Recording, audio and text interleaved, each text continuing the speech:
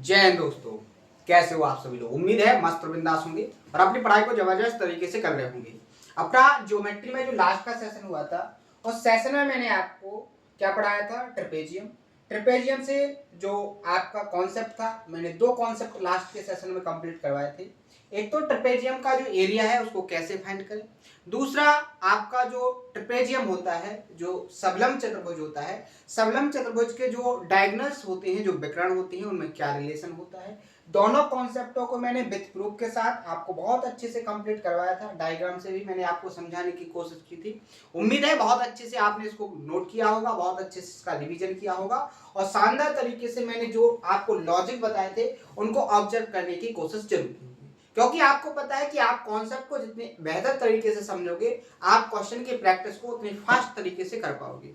क्योंकि क्वेश्चन को तभी सॉल्व कर पाओगे जब आपको उस क्वेश्चन के अंदर के कॉन्सेप्ट को ऑब्जर्व करना आएगा। अगर आप क्वेश्चन को देखते हो, क्वेश्चन के अंदर जो कॉन्सेप्ट दिया गया है, अगर आप उस कॉन्सेप्ट को ऑब्जर्व नहीं कर पाते हो तो आपको कितना भी सिंपल क्वेश्चन दे दिया जाए, आप उसको सॉल्व नहीं कर सकते हो। तो सबसे पहले तो आपको समझना है कि लॉजिक को कैसे पहचाने, लॉजिक को क्वेश्चन के अंदर कैसे ढूंढे कि इसके अंदर की लॉजिक कौन कौन से हैं, और फिर उसके बाद आता है आपका कि आप उसके क्वेश्चन के अंदर जो डाटा दिया गया है उसके कैलकुलेशन को कैसे करें। ये सारी अप्रोच मैं बेस्ट तरीके से आपको समझाने की कोशिश कर रहा हूं कि कैसे आपको कॉन्सेप्ट को परफेक्ट करना है, कैसे आपको कॉन्सेप्ट को अपने माइंड के अंदर याद रखना है, कैसे आपको क्वेश्चन के अंदर के कॉन्सेप्ट को ऑब्जर्व करना है, देन उसके बाद आपको क्वेश्चन को सॉल्व करना है। बेस्ट अप्रोच के साथ, बेस्ट तरीके के साथ, सिंपल लैंग्वेज में मैं आपको हर एक कॉन्सेप्ट कंप्लीट करवा रहा हूं। लगभग अपना जो ज्योमेट्री है वो फिनिश होने वाला है। जैसे कल मैंने जो कॉन्सेप्ट बताया था उस कॉन्सेप्ट का एक क्वेश्चन भी मैंने आपको प्रैक्टिस करवाया था, इसको भी आपने एक बार खुद से सॉल्व करने की कोशिश जरूर की होगी। क्योंकि मैंने आपको बहुत अच्छे से बता के रखा है कि आपको बेसिकली करना क्या है। सबसे पहले तो आपको क्या करना है, कॉन्सेप्ट को बहुत अच्छे से समझना है, फिर उसके डायग्राम को समझना है, फिर उसके बाद आपको क्या करना है, उस कॉन्सेप्ट के प्रैक्टिकल फॉर्म को समझना है कि इस कॉन्सेप्ट से किस किस लैंग्वेज के क्वेश्चन आ सकते हैं। तो मैं वो सारे तरीके आपको समझाता हूं, उसके बाद मैं क्वेश्चन की प्रैक्टिस आपको करवाता हूं। ठीक है, यही बेस्ट तरीका है, इससे आप बहुत अच्छे से अपने सिलेबस को परफेक्ट तरीके से कंप्लीट कर सकते हो। आप किसी भी एग्जाम की तैयारी कर रहे हो, हर एक एग्जाम के सिलेबस को इसमें कंपाइल किया गया है। आप चाहे एसएससी की तैयारी करो, चाहे आप सीडीएस की तैयारी करो, या आप यहाँ पर यूपीएससी सीसेट की बात करो, हर एक एग्जाम का जो सिलेबस है उसको बहुत अच्छे से इसमें क्या किया गया है, कंपाइल किया गया है। हर एक एग्जाम में जितने भी टाइप के कॉन्सेप्ट, जितने भी टाइप के क्वेश्चन क्रिएट किए जाते हैं, सारे के सारे क्वेश्चन कॉन्सेप्ट प्रॉपर तरीके से इसमें कंपाइल है और बहुत अच्छे से मैं आपको समझाने की कोशिश कर रहा हूं। तो जितने भी नए स्टूडेंट हैं उनसे रिक्वेस्ट है, उनसे गुजारिश है कि आप लास्ट के हर एक सेशन को बहुत अच्छे से कंप्लीट कर लें, देन इसके बाद यहां से आप कंटिन्यू करें। ठीक है, क्योंकि आप लास्ट का बहुत अच्छे से कंप्लीट करोगे तभी आपको आगे का बहुत अच्छे से समझ में आएगा। और ज्योमेट्री तो एक ऐसा टॉपिक है कि इसमें रिदम का बहुत वैल्यू होता है। अगर आपका रिदम टूटेगा तो आप आगे के कॉन्सेप्टों को नहीं समझ सकते हो, क्योंकि ज्योमेट्री में हर एक कॉन्सेप्ट एक ना एक कॉन्सेप्ट से रिलेटेड होता है। अगर उस कॉन्सेप्ट को समझना है तो उसमें जितने भी कॉन्सेप्ट लगेंगे आपको वो सारे के सारे कॉन्सेप्ट आना चाहिए, तभी जाके आप उस कॉन्सेप्ट को परफेक्ट तरीके से कंप्लीट कर सकते हो। तो बात करेंगे आज के अपने होमवर्क की। मैं आपको डेली क्या काम करता हूँ, 10 मिनट का वर्क डेली सेशन के पहले भी देता हूँ और लास्ट में भी उसको एक बार एक्सप्लेन करता हूँ। लास्ट के सेशन में मैंने आपको ट्राइंगल के सेंटर से रिलेटेड, ट्राइंगल के जो सेंटर है, इस सेंटर से रिलेटेड मैंने आपको बेसिक कॉन्सेप्ट को रिवाइज करने के लिए और उनको कमेंट में करने के लिए बोला था। आपने बहुत अच्छे से इस काम को किया है। खुशी होती है कि आप लोगों को जो वर्क दिया जा रहा है आप उसको प्रॉपर तरीके से करते हो। इससे पता चलता है कि आप अपनी जिम्मेदारी पूर्वक एक पढ़ाई को किस तरीके से कर रहे हो। इससे पता चलता है कि आपकी आंखों में, आपके जज्बातों में, आपकी उम्मीदों के जो सपने हैं वो बहुत अच्छे से सेट है। आपके इन कामों से पता चलता है कि आप अपने सपनों को बहुत अच्छे से कंप्लीट करना चाहते हो। ठीक है, तो अपना जो आज का वर्क है इसमें आपको क्या करना है, जो सेंटर से रिलेटेड नेक्स्ट कॉन्सेप्ट है उन सभी कॉन्सेप्टों को बहुत अच्छे से रिवाइज करना है। उसके बाद आपको क्या करना है, कमेंट में करना है। और कमेंट का आप सभी को पता होगा कि कैसे करना है। एक कॉन्सेप्ट को लिखना है और उसके बाद क्या करना है, उस कॉन्सेप्ट को कमेंट में करना है। एक बात और, अभी आप लोग क्या काम कर रहे हो कि कोई भी डायग्राम है तो उस डायग्राम को नहीं बना रहे हो, डायरेक्ट आप क्या काम कर रहे हो, उस कमेंट को कर देते हो, आप उसकी केवल थ्योरी को करते हो। आपको करना क्या है कि आप जैसे ही कमेंट में जाओगे तो वहां पर आपको एक ऑप्शन मिलता है इमेज का, जिसमें आप क्या कर सकते हो, जो कॉन्सेप्ट आपका इस तरीके का है जिसमें डायग्राम बहुत इंपॉर्टेंट है, तो आपको क्या करना है, सबसे पहले उस कॉन्सेप्ट को प्रॉपर तरीके से डायग्राम के थ्रू समझाना है, फिर उसकी एक फोटो लेना है और फोटो लेने के बाद फिर आपको कमेंट करना है। प्रॉपर तरीके से आएगा, आपको बहुत अच्छे से समझ में आएगा। और जो भी नए स्टूडेंट आपसे कि इस चैनल से जुड़ेंगे, ये आपका अपना चैनल है, तो आपको पता होना चाहिए आपके जो कॉन्सेप्ट है वो इनको कॉपी जरूर करेगा। तो आपका एक कंटेंट एक स्टूडेंट कॉपी करेगा तो आप मान के चलो कि आप बहुत अच्छा काम कर रहे हो इसके लिए। ठीक है, तो आपको ये सारी की सारी टेक्निक जो मैंने आपको बताई कि आपको कैसे कमेंट करना है, कैसे कॉन्सेप्ट को लिखना है, वो आपको समझ में आ गया होगा।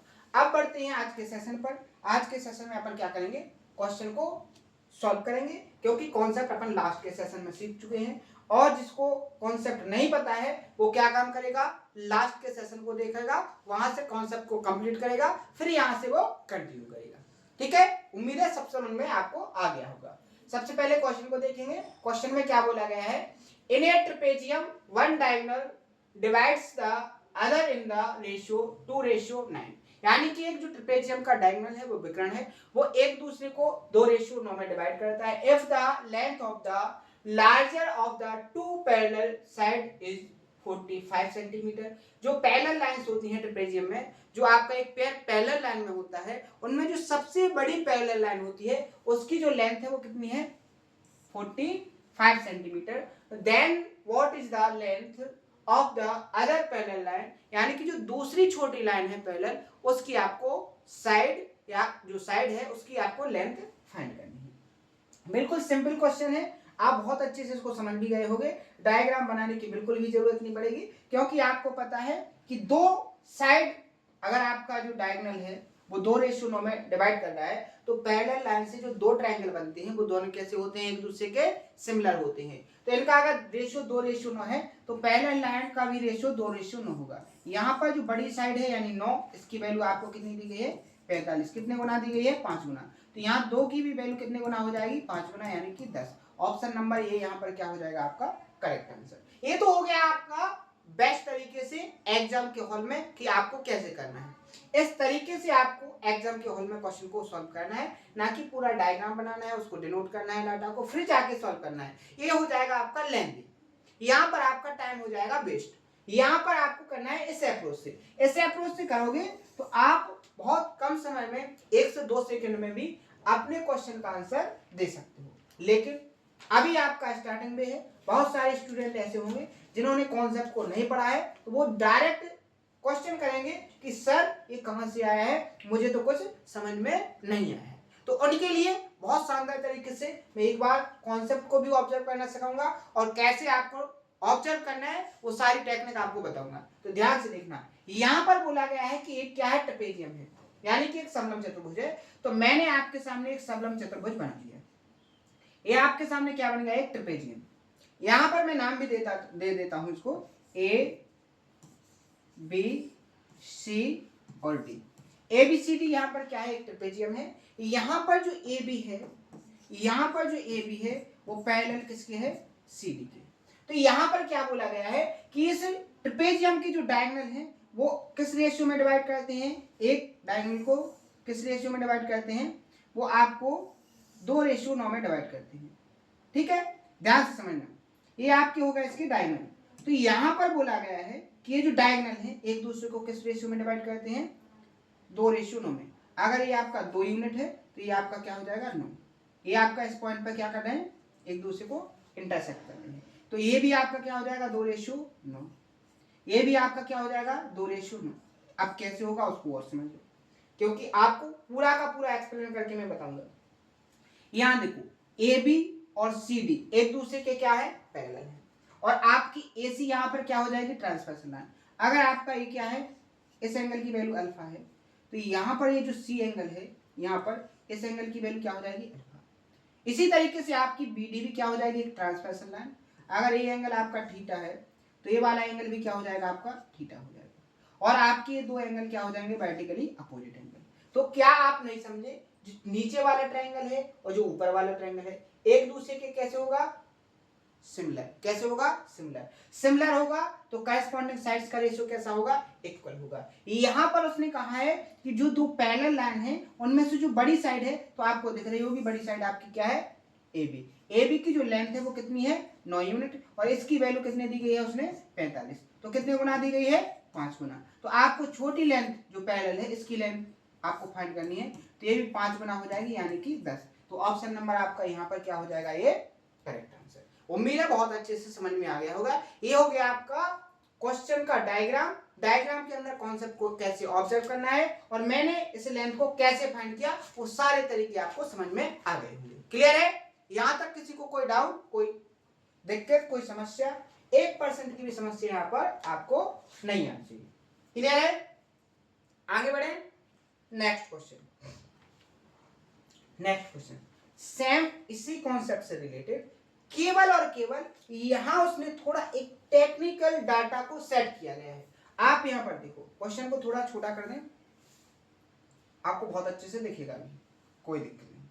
यहां पर देखो, बहुत अच्छे से समझाने के लिए स्पेस की भी जरूरत पड़ती है। यहां देखो क्या बोला गया है कि ABCD is a trapezium in which AB parallel DC and it's diagonals intersect at P। यानी कि ABCD एक क्या है, ट्रेपेजियम है, जिसकी AB और DC क्या है, पैरेलल लाइन है। इसकी जो डायगोनल्स है, its diagonal intersect at point P। इसके जो डायगोनल है वो पॉइंट P पर क्या करते हैं, एक दूसरे को इंटरसेक्ट करते हैं। आगे देखो बोला गया है if AP equal to 3x minus 1 centimetre, PC equal to 5x minus 3 centimetre, BP equal to 2x plus 1 centimetre and PD equal to 6x minus 5 centimetre, then the length of BD। आपको BD की length find करना है।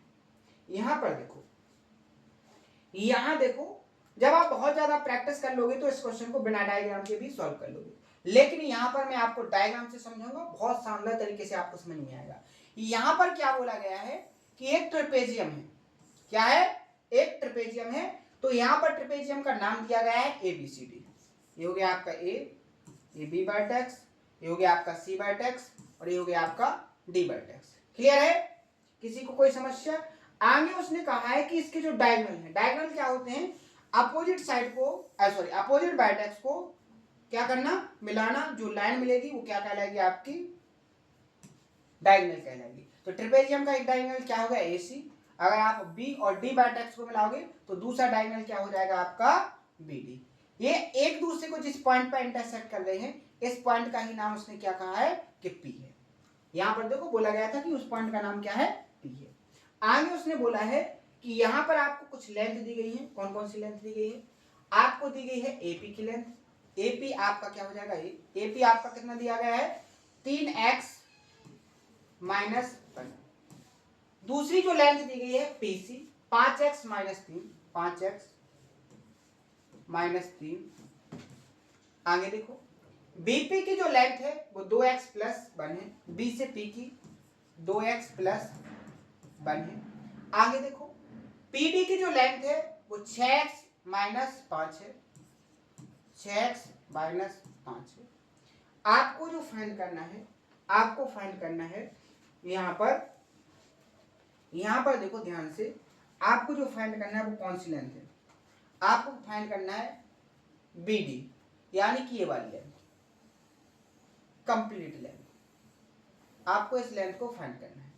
अभी length आपको exact में दिख क्या रही है, आप यहां पर क्या बहुत अच्छे से ऑब्जर्व कर पा रहे हो कि जो BD है आपकी, जो आपकी BD है, जो BD लेंथ है वो किसके बराबर है, BP प्लस PD के बराबर है। BP प्लस PD के बराबर, इनके सम के बराबर हो जाएगी कि नहीं हो जाएगी।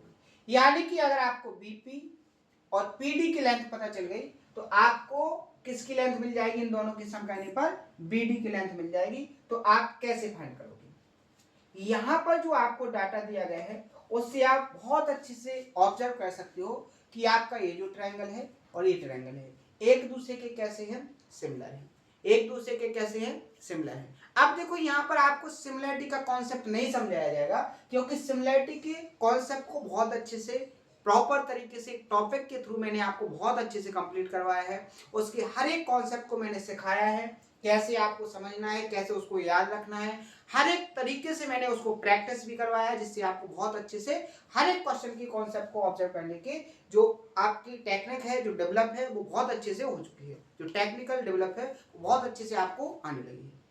ठीक है, यहां पर आप देखोगे तो आपको क्या पता चलेगा, ये दोनों ट्रायंगल कैसे आपके सिमिलर हैं। अगर ये वाला एंगल थीटा है तो ये वाला एंगल भी क्या होगा, थीटा होगा।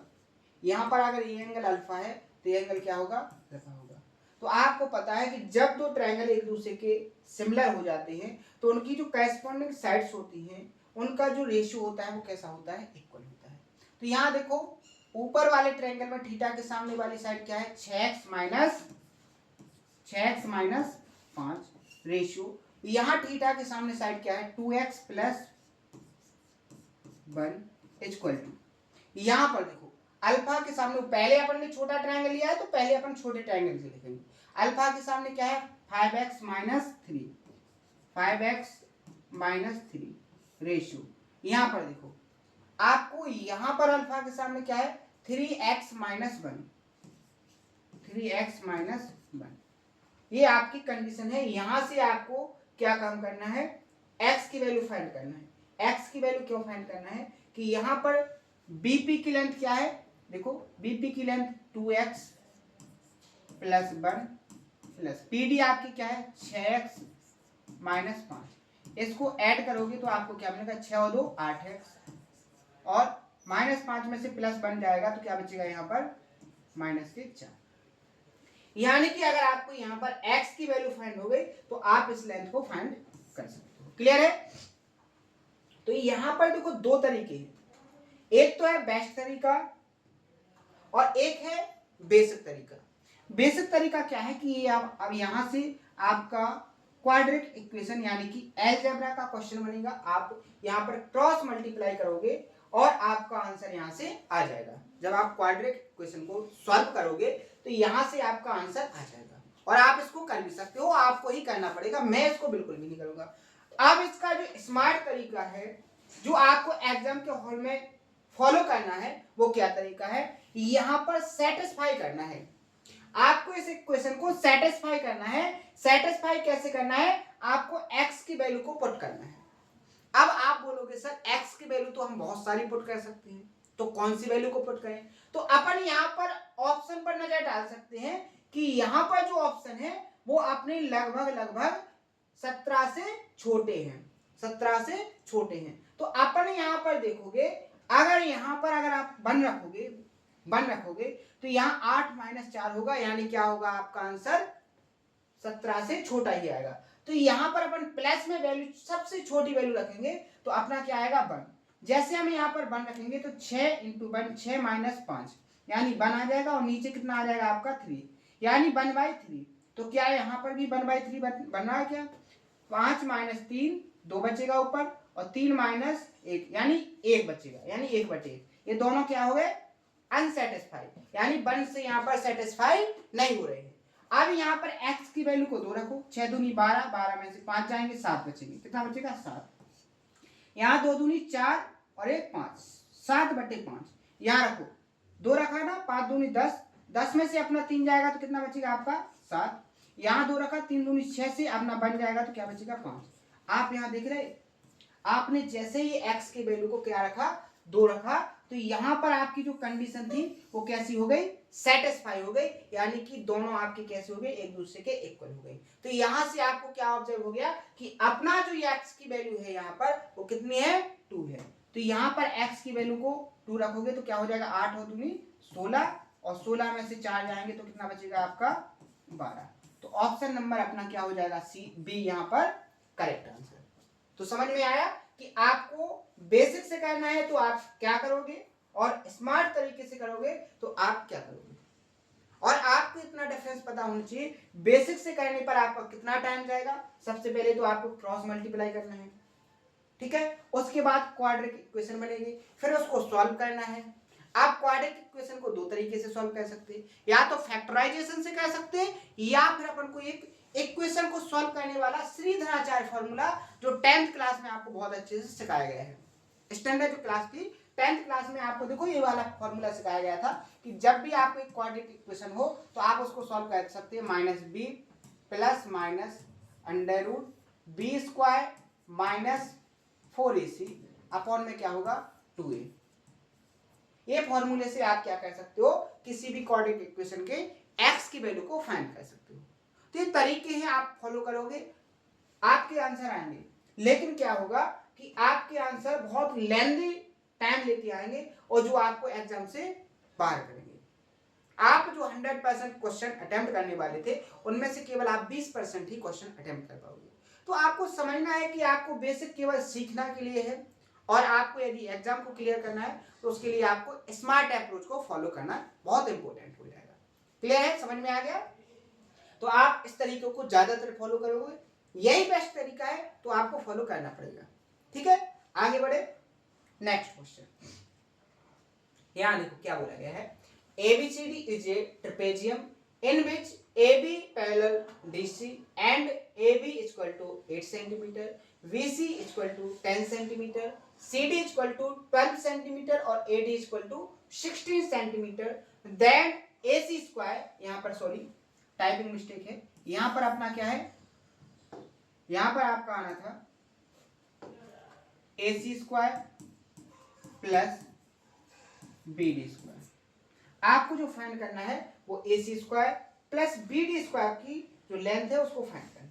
बिल्कुल सिंपल क्वेश्चन है, आसान बेसिक क्वेश्चन है, प्री में पूछा गया क्वेश्चन। यहाँ पर देखो ये आपका हो गया ट्रेपेजियम, यहाँ पर उसने कहा है ABCD एक ट्रेपेजियम है, ABCD और AB आपकी CD के पैरेलल है, और AB की जो लेंथ है वो कितनी है 8 है। देखो डायग्राम को ऑब्जर्व करना है, BC की जो लेंथ है वो 10 है और CD की जो लेंथ है वो 12 है। ठीक है, या आप देखो ऐसे भी कर सकते हो, अगर आपको एग्जैक्ट डायग्राम देखना है तो आप ऊपर क्या लोगे AB, C और D हो जाएगा। अब देखो, अब आपको बहुत अच्छी से लगेगा डायग्राम। AB की लेंथ कितनी है 8 और BC की लेंथ कितनी है 10। आगे देखो CD की लेंथ कितनी है 12, C से D कितना है 12 और आपका AD कितना है 16। ठीक है, आगे देखो, अब उसने क्या बोला है कि आपको जो लेंथ फाइंड करनी है वो लेंथ कौन सी फाइंड करनी है, BD का स्क्वायर प्लस AC का स्क्वायर, ये लेंथ आपको फाइंड करनी है। तो क्या अब आपको समझ में नहीं आ गया कि मैंने एक कॉन्सेप्ट बताया था कि जब भी आपको एक ट्रेपेजियम दिया जाए और ट्रेपेजियम में आपको डायगोनल दिए जाएं तो डायगोनल और ट्रेपेजियम की साइड में एक रिलेशन बनता है। वो रिलेशन क्या बनता है कि अगर आपके डायगोनल D1 और D2 हैं, D1 और D2 हैं, और अगर आपकी साइड पैरेलल साइड आपकी A और B है और अनपैरेलल साइड C और D है, तो यहां पर आपको कॉन्सेप्ट सिखाया गया है कि D1 का स्क्वायर प्लस D2 का स्क्वायर बराबर होगा जो अनपैरेलल साइड है उनके स्क्वायर का सम C square plus D square plus twice of parallel side का प्रोडक्ट, यानी कि मल्टीप्लाई। यहां पर देखो, अगर आप इस कॉन्सेप्ट को देखोगे और जब क्वेश्चन में वैल्यू को पुट करोगे, C की वैल्यू आपकी क्या है 10 का स्क्वायर यानी 100, D का वैल्यू कितनी है 16, 16 का स्क्वायर 256 प्लस 2 इंटू क्या हो जाएगा 12 × 96 इंटू B 12 × 96। यहां पर जैसे ही आप सॉल्व करोगे इसको तो आपको आपका आंसर फाइंड हो जाएगा। कैसे, यहां 256 और 100 कितना हो जाएगा 356 प्लस 2 छक्के 12 2 2 9 18 18 और 1 19 192 ऐड करोगे तो कितना हो जाएगा 6 2 8 9 5 14 और 3 और 1 4 1 5 यानी 548। ऑप्शन नंबर आपका क्या हो जाएगा यहाँ पर डी करेक्ट आंसर। कॉन्सेप्ट कहाँ सिखाया था, अगर आप देखना चाहो तो उसको देख सकते हो। अगर जिसने नहीं सीखा है तो वो लास्ट में जब सेशन खत्म हो जाएगा वहां जाएगा लास्ट के सेशन को खोलेगा और प्रॉपर तरीके से इसको समझेगा। मैंने यहाँ पर आपको एक कॉन्सेप्ट एक्सप्लेन किया था, उसका प्रूफ भी आपको समझाने की कोशिश की थी, हिंट दी थी। उम्मीद है आपने उसको किया भी होगा, ये आपको बहुत अच्छे से समझाया था। इसके बाद अगले क्वेश्चन पर अपन बढ़ते हैं। ध्यान से देखो, हर एक कॉन्सेप्ट को पहले बताया गया है, उसके बाद उस कॉन्सेप्ट पर क्वेश्चनों की प्रैक्टिस करवाई गई है। ऐसे बिल्कुल भी नहीं करता हूं मैं कि आपको कॉन्सेप्ट ना बताऊं और क्वेश्चन की प्रैक्टिस करवा दूं। हर एक कॉन्सेप्ट को पहले एक्सप्लेन करता हूं, बहुत शानदार तरीके से करता हूं, और उसके बाद मैं आपको क्या करता हूं, क्वेश्चन की प्रैक्टिस करवाता हूं, जिससे आपको पकड़ बने कि एग्जाम में बेसिकली क्वेश्चन आ कैसे सकते हैं, एग्जाम में आपसे क्वेश्चन कैसे पूछे जा सकते हैं। आपको एक अनुभव, आपकी एक प्रैक्टिस से आपको ये ऐसा लगे कि एग्जाम में ऐसे क्वेश्चन आएंगे तो आप कैसे सॉल्व करने की कोशिश करोगे। इसीलिए तो मैं बोलता हूं कि एक बार मैं सॉल्व करवाता हूं, एक बार आपको खुद से उनको सॉल्व करना है, जिससे आपको पता चलता है कि क्वेश्चन को अगर कहीं पर डाउट आएगा तो आप जो एग्जाम के हॉल में डाउट आएगा वो आपको यहीं पर क्लियर करके जाना है कि आपने क्वेश्चन देखा, उसको कैसे सॉल्व करना है, बेस्ट अप्रोच क्या है, आप खुद के अनुभव से क्या क्या फाइंड कर सकते हो, आप खुद की कौन कौन सी टेक्निक अप्रोच को फॉलो कर सकते हो, कौन कौन सी आपको अप्रोच अभी तक याद है। ठीक है, ये आपको पता होना चाहिए ये, लेकिन सब का सब कब आएगा, जब आप बहुत ज्यादा प्रैक्टिस करोगे, बहुत मेहनत के साथ आप पढ़ोगे, हर एक कॉन्सेप्ट को नोट करोगे, हर एक कॉन्सेप्ट का रिवीजन करोगे, हर एक कॉन्सेप्ट पर कितने टाइप की लैंग्वेज के क्वेश्चन क्रिएट हो सकते हैं, उन सभी क्वेश्चनों को जब बहुत अच्छे से रिवाइज करोगे, प्रैक्टिस करोगे, तो सारे के सारे टाइप आपसे बहुत अच्छे से कंप्लीट हो जाएंगे, और आप जैसे ही क्वेश्चन को देखोगे आपको कॉन्सेप्ट ऑब्जर्व हो जाएगा। जैसे ये कॉन्सेप्ट से जो क्वेश्चन आया है अभी आपने नहीं सीखा है, आपको बिल्कुल भी समझ में नहीं आएगा, लेकिन अब आप यहाँ पर देखो, मैं आपको कॉन्सेप्ट बताऊंगा, उसके बाद आपको देखो कितने फास्ट तरीके से इसको सॉल्व करोगे। कॉन्सेप्ट ट्रेपेजियम से रिलेटेड चले हैं तो ट्रेपेजियम से रिलेटेड ही चलेंगे। ठीक है, तो सबसे पहले मैंने आपके सामने एक डायग्राम बनाया, और देखो एक बात और आपको ध्यान रखना है, हर एक कॉन्सेप्ट का नाम नहीं हो सकता है। ये ज्योमेट्री है, ज्योमेट्री में बहुत ज्यादा कॉन्सेप्ट होते हैं। आप किसी मैथमेटिशियन ने दिया है तो उसका नाम रख दिया है, अगर किसी ने केवल बना दिया, उसने अपना नाम नहीं खोला है, तो उस कॉन्सेप्ट का कोई नाम नहीं होगा। जैसे यहाँ पर देखो, ये जो कॉन्सेप्ट है ये बिना नाम का है, लेकिन बहुत इंपॉर्टेंट है, आप इसको बिना नाम से भी याद रख सकते हो, क्योंकि आपको इतनी प्रैक्टिस करवा दी जाएगी। यहाँ पर देखो एक ट्रिपेजियम बनाया गया, ए बी सी और D, A B C D एक ट्रिपेजियम बनाया गया है। यहाँ पर जो ट्रिपेजियम बनाया गया है, इसमें क्या है कि ए बी आपकी पैरेलल किसके है, सी डी के, A B parallel C D है। और आपको इसमें कॉन्सेप्ट क्या दिया गया है, कॉन्सेप्ट में आपको ये बताना चाहता हूं कि यहां पर क्या काम किया गया है कि एक आपकी जो ए बी और सी डी जो पैरेलल है, इसके पैरेलल इस ट्रिपेजियम के अंदर कोई तीसरी साइड खींची गई है। क्या खींची गई है, तीसरी साइड खींची गई है। आपकी जो इस ट्रिपेजियम की पैरेलल लाइन है, इन पैरेलल लाइन में एक अंदर से एक पैरेलल लाइन खींची गई है, मान लीजिए P और Q है। क्या है, P और Q है। तो आप क्या बता सकते हो, क्या आप इतना यहां से अनुमान लगा सकते हो कि जो रेशियो PD से, अगर मान लीजिए रेशियो आपका, ये जो रेशियो है आपका M रेशियो N है, तो क्या आपका CQ से BQ का रेशियो भी M रेशियो N होगा कि नहीं होगा, क्योंकि आपको पता है कि यहां पर AB पैरेलल किसके है, PQ के, और PQ पैरेलल किसके है, AB के। तो आप यहां पर कह सकते हो कि यहां पर जो रेशियो PD से PA का होगा, वही सेम रेशियो किसका होगा, CQ से BQ का होगा।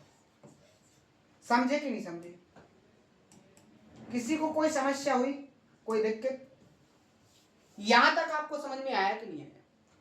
तो आपको एक कॉन्सेप्ट मैंने लाइन और एंगल में कंप्लीट करवाया था, बहुत अच्छे से आपको प्रैक्टिस भी करवाया था।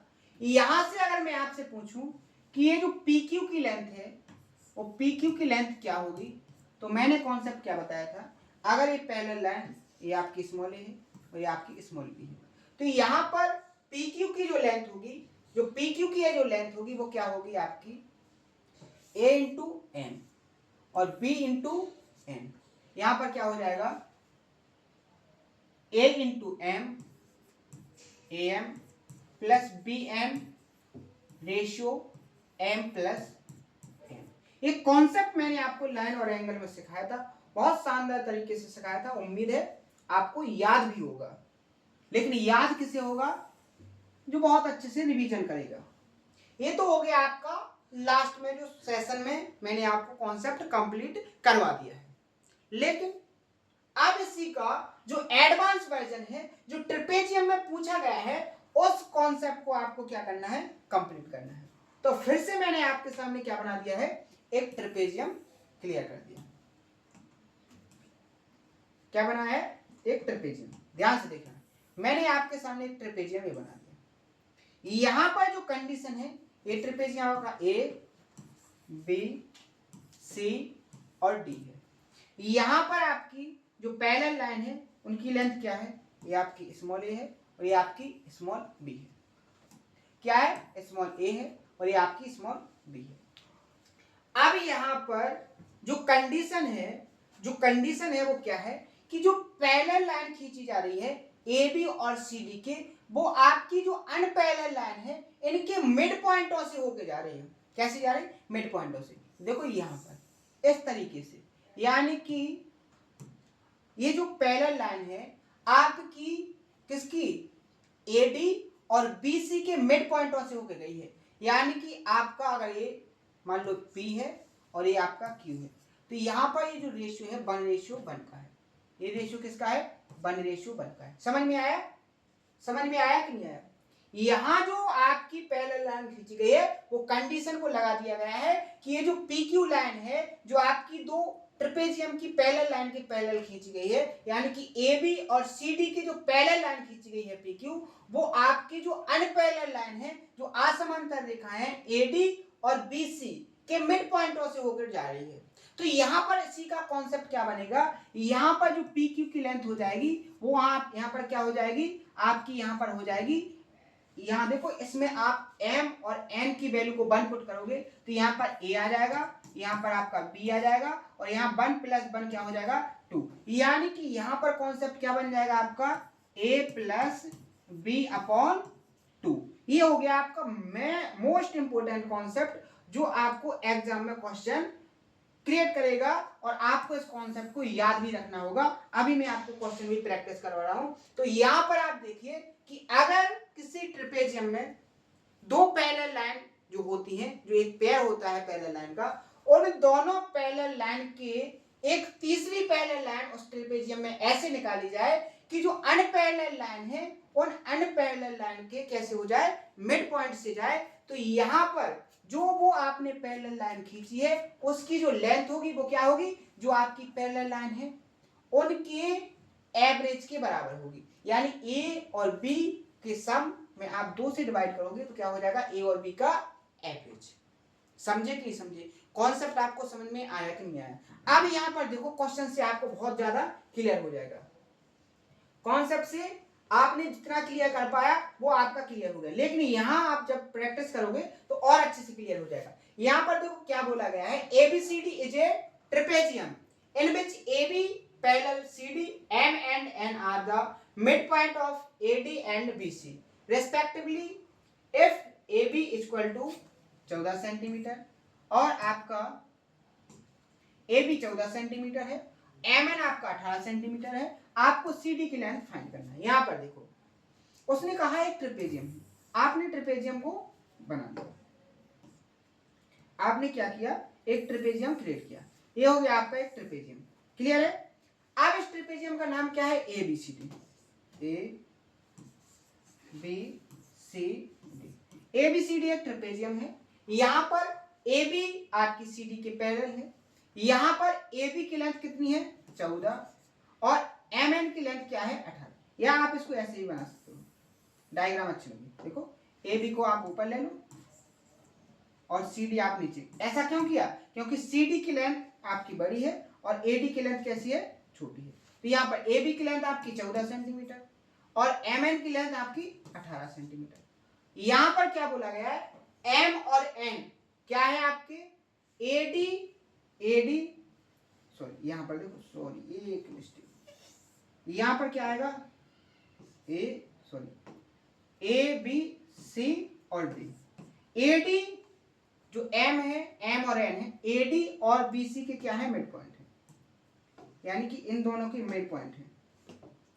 मिड पॉइंट को मिलाओगे तो यहां पर आपको जो लाइन मिली क्या, एम एन, एम और एन, ये मिली ना, एम एन मिली ना, सॉरी ये इस एम एन की लेंथ दी थी कितनी, 18। आपको जो फाइंड करना है वो सी डी, आपको ये वाली लेंथ फाइंड करना है। क्लियर है? तो रिलेशन मैंने अभी बताया कि नहीं बताया, रिलेशन क्या बनता है कि यहां पर आपका ए बी और सी डी का एवरेज, मान लीजिए आपकी एक्स है तो 14 प्लस एक्स बटे 2 ये किसके बराबर होगी, 18 के बराबर। यही तो कॉन्सेप्ट था। अब यहां से देखो 18 का यहाँ पर क्रॉस मल्टीप्लाई, तो 14 प्लस एक्स 36 हो जाएगा। यहाँ से x की वैल्यू निकालने के लिए 36 में से 14 जाएंगे तो आपके कितने बचेंगे, आपके 2 और 2 22, कितना बचेगा, 22। ऑप्शन नंबर यहाँ पर ये क्या हो जाएगा, आपका करेक्ट आंसर। समझ में आया कि नहीं आया? तो देखो ये था आपका कॉन्सेप्ट, ये था आपका कॉन्सेप्ट, और इस कॉन्सेप्ट से कैसे क्वेश्चन पूछा गया वो आपने यहाँ पर देखा। क्लियर है? एक क्वेश्चन और प्रैक्टिस करेंगे, बहुत अच्छे समझ में आएगा। यहाँ देखो क्या बोला गया है, ABCD is a trapezium in which AB is parallel to DC। यहाँ सबसे पहले उसने बोला ABCD क्या है, ट्रेपेजियम है। ट्रेपेजियम आपके सामने मैंने क्रिएट कर दिया, ये हो गया आपका ट्रेपेजियम। ध्यान से देखना, ट्रेपेजियम में क्या है आपका, ABCD है, क्या है, ABCD एक ट्रेपेजियम है, ABCD, ठीक है। यहां बोला गया है कि AB पैरेलल CD, AB है वो CD के पैरेलल है, ठीक है। Let E and F be the midpoint on AD and BC। AD और BC के मिड पॉइंट है क्या, E और F, ठीक है। ये हो गया E और ये हो गया F, ठीक है। यहां पर उसने बोला है EF की जो लेंथ है, EF, E से F, ये वाली जो लेंथ है, ये जो लेंथ है वो कितनी है आपकी, 10। EF आपकी 10 हो गई, and AB minus DC, AB minus DC, यहां देखो आपको क्या दिया गया है, AB माइनस DC बराबर कितना है, 4। AB और DC का डिफरेंस कितना दिया है, -4। आपको फाइंड क्या करना है, आपको फाइंड करना है AB इंटू CD, यानी कि आपको AB और CD की वैल्यू फाइंड करना है। सबसे पहले तो देखो जो कॉन्सेप्ट आपने सीखा है उस कॉन्सेप्ट से आप क्या कह सकते हो कि AB प्लस CD की जो वैल्यू है ये आपकी किसके बराबर होगी, एवरेज इनका किसके बराबर होगा, 10 की। आप यहां से क्या निकालोगे, AB प्लस CD की वैल्यू निकालोगे तो यहाँ 10 का क्या हो जाएगा, 2 यहाँ आ जाएगा तो 20 हो जाएगा। तो यहाँ देखो AB प्लस CD या DC, इसकी वैल्यू कितनी आ गई, 20। यहां से आप A और B की वैल्यू फाइंड नहीं कर सकते हो। लीनियर इक्वेशन बन जाए तो एक बार आप इनको ऐड कर दो, एक बार इनको क्या कर दो, सब्ट्रैक्ट कर दो। अगर आप ऐड करोगे तो यहां से AB की जो लेंथ होगी वो क्या हो जाएगी आपकी, दोनों को ऐड 24, 24 का आधा 12, तो आपको AB 12 मिल गई, इंटू DC क्या करोगे, माइनस करोगे तो 20 से आपका 4 जाएगा तो कितना बचेगा, 16, और 16 का आधा करोगे तो कितना आएगा, 8, यानी 12 × 96, 96 सेंटीमीटर। ऑप्शन नंबर बी यहाँ पर क्या हो गया आपका करेक्ट आंसर। तो आपको समझ में आया कॉन्सेप्ट क्या था आपका, कॉन्सेप्ट था आपका ये। इस पर सिंपल लैंग्वेज में जो प्री के लेवल का क्वेश्चन है वो ये होगा, ये आपके प्री के लेवल का क्वेश्चन है, और ये जो क्वेश्चन है आपके मेंस लेवल का क्वेश्चन बन गया। क्या बन गया, मेंस लेवल का क्वेश्चन बन गया। उम्मीद है बहुत अच्छे से समझ में आया होगा। तो यहाँ पर मैंने जो कितने बेस्ट तरीके से बताया, सबसे पहले मैंने जो ट्रेपेजियम से रिलेटेड जो सबसे पहले क्वेश्चन आपको बताया, कॉन्सेप्ट बताए थे, उन पर देखो एक क्वेश्चन प्रैक्टिस करो। डिफरेंट लैंग्वेज के क्वेश्चन थे, अलग अलग लेवल के थे। सबसे पहले बेसिक क्वेश्चन, उसके बाद थोड़ा लेवल बढ़ाते गए, आगे बढ़ाते गए। फिर उसके बाद नया कॉन्सेप्ट भी मैंने आपको आज सिखाया है, ये वाला नया कॉन्सेप्ट था। उसके बाद मैंने एक और नया आपको कॉन्सेप्ट सिखाया, और उसके बाद मैंने आपको ये क्वेश्चन प्रैक्टिस करवाए। तो इतने आसान तरीके से आपको कॉन्सेप्ट वाइज प्रैक्टिस जब आपको करवाई जाएगी तो आपका जो सिलेबस है इतने परफेक्ट तरीके से कंप्लीट होगा कि आपको खुद बिलीव नहीं होगा कि मुझे इतना कम आने के बाद भी सिलेबस को कैसे मैंने पूरे 100% तरीके से कंप्लीट कर लिया। तो मेहनत के साथ पढ़ोगे, शानदार तरीके से आपका सिलेबस हो जाएगा, बेहतर तरीके से आपकी प्रैक्टिस हो जाएगी, तो आपका जो रिजल्ट होगा वो बहुत बेहतर तरीके से आएगा। और आपका जो अभी एक उम्मीद है, जो आपके सपने हैं कि मैं किसी एक सिलेक्शन को ले लूं और मैं अपने सपनों को पूरा कर लूं, वो आपके हकीकत में बदल जाएंगे।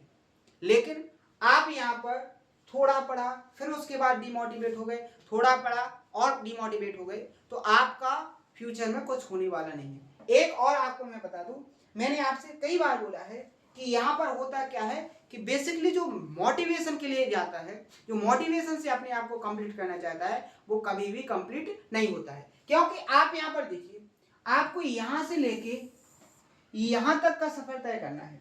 यहाँ से आपने स्टार्ट किया है, यहाँ पर आपका टॉप पर पहुंचना है। तो आप यहाँ पर देखो, ये जो लेंथ है, ये जो दूरी है, ये जो आपका सफर है, ये सफर आपका आसानी से कटने वाला नहीं है। क्योंकि आप यहाँ पर देखो, यहाँ पर आपको किसी एक फिक्स जगह पर डिमोटिवेशन नहीं होगा, आपको यहाँ हर एक पॉइंट पर डिमोटिवेशन होगा, हर एक पॉइंट पर डिमोटिवेशन होगा। आपको पीछे खींचने वाले बहुत सारे मिलेंगे, तो हर एक जगह पर आपको डिमोटिवेशन होगा, हर एक पर्सन आपसे बोलेगा कि आपसे नहीं होगा। तो आप यहाँ पर बताइए, क्या आप यहाँ पर हर एक टाइम मोटिवेशन लोगे? अगर आप हर एक समय पर मोटिवेशन से आगे बढ़ोगे तो आपके पास जितना टाइम है वो पूरा का पूरा टाइम तो किसमें वेस्ट हो गया? मोटिवेशन में। अब आप इस सफर को तय करने के लिए जो इम्पोर्टेंट कंटेंट, इम्पोर्टेंट सिलेबस जो आपको प्रैक्टिस करना था, उसके लिए क्या आपके पास टाइम बचा है? नहीं बचा ना। तो यहां से आप समझो, मैं कहता हूं कि मैं मोटिवेशन का बिल्कुल विरोधी हूं। मैं मोटिवेशन का बिल्कुल भी ये नहीं कहता हूं कि आप मोटिवेशन स्पीच देखो, मोटिवेशन रील्स देखो, इनसे क्या होने वाला? कुछ होने वाला नहीं है। क्योंकि मैंने देखो स्पष्ट आपको समझाने की कोशिश की है कि यहां से आपको स्टार्ट करना है और यहां आपको टॉप पर पहुंचना है। अब आपको यहाँ हर एक पॉइंट पर, ये जो आपका लाइन है, इसके हर एक पॉइंट, देखो लाइन क्या होती है, ज्योमेट्री में मैंने पढ़ा है कि लाइन बहुत सारे पॉइंटों से मिलकर बनी होती है। तो जिनसे जितने इस लाइन में पॉइंट हैं, उस हर एक पॉइंट पे आपको क्या होगा? डिमोटिवेशन होगा, फ्रस्ट्रेट होगे। ठीक है, लोगों की बातों से आप फ्रस्ट्रेट होगे, अपनी फैमिली की बातों से फ्रस्ट्रेट होगे, और बहुत सारी चीजें हैं। लोग बोलेंगे वो नहीं कर पाएगा, वो करता क्या, ये सारी बहुत सारी चीजें हैं जो आपको डिमोटिवेट करती हैं। तो आप इन सभी डिमोटिवेशन को आप मोटिवेशन करके उनको कंप्लीट करने की कोशिश करोगे, तो आपके पास जो टाइम है, जिनमें आप कॉन्सेप्चुअली क्लियरिटी कर सकते हो, जिनमें आप प्रैक्टिस कर सकते हो, जिनमें आप सिलेक्शन ले सकते हो, वो सारा का सारा टाइम तो आपका किस में निकल जाएगा? मोटिवेशन में। अब आपके पास टाइम क्या बचा? जीरो।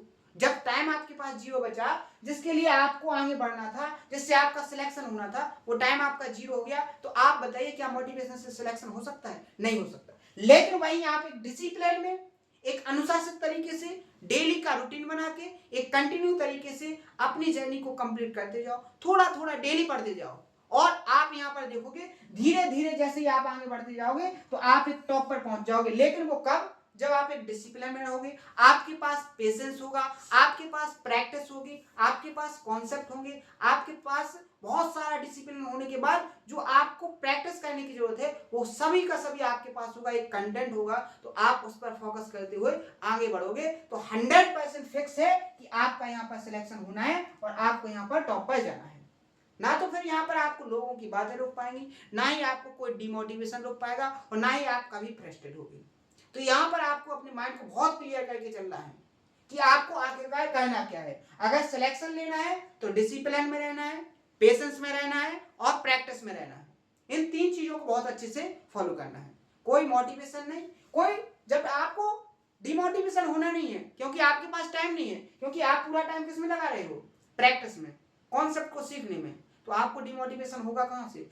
आप जब लोगों से, एक बात और आपको ध्यान रखना है, वो क्या रखना है कि आपको जब आप किसी एक सपने को पूरा करने की कोशिश करो तो लोगों से बहुत कम मिलना स्टार्ट कर दो, उन्हीं लोगों से मिलो जिनसे आपको काम हो। ठीक है, तो आपको लोगों से बहुत कम मिलना है तो आपको कोई डिमोटिवेशन नहीं होगा, आप जितने ज़्यादा लोगों से मिलोगे आपको उतनी तरह की बातें मिलेंगी और आप उससे फ्रस्ट्रेट होगे, क्योंकि आप देख रहे हो आज अपने आसपास लोग इतने अनसक्सेसफुल लोग मिलेंगे जो आपको पूरी लाइफ के लिए डिमोटिवेट कर सकते हैं। तो आप तो एक ही काम करो, अपने आप को सक्सेस करना है तो प्रॉपर तरीके से प्रॉपर कमांड के साथ आप अपने आप पर फोकस करो, प्रैक्टिस करो, पेशेंस रखो, सक्सेस जरूर मिलेगी। तो आज के सेशन में इतना ही। अपन नेक्स्ट सेशन में प्रॉपर तरीके से आगे बढ़ेंगे, लेकिन आपको जो बैठ दिया है मैंने क्या बोला है कि हर एक कॉन्सेप्ट को प्रॉपर तरीके से रिवाइज करना है और उसको कमेंट भी करना है, जिससे मुझे पता चले कि आप लोग बहुत अच्छे से पढ़ रहे हो। ठीक है, बहुत अच्छे से आपको समझ में आया होगा। अगर कोई डाउट हो तो कमेंट बॉक्स में बताएं, हर एक डाउट को सॉल्व किया जाएगा, चाहे डाउट छोटा हो या बड़ा हो, बहुत शानदार तरीके से पढ़ाया जाएगा। अगर सेशन आपको पसंद आ रहे हैं तो ज्यादा से ज्यादा इनको शेयर करें। और आज के सेशन में इतना ही, मिलते हैं नेक्स्ट सेशन में। थैंक यू, धन्यवाद।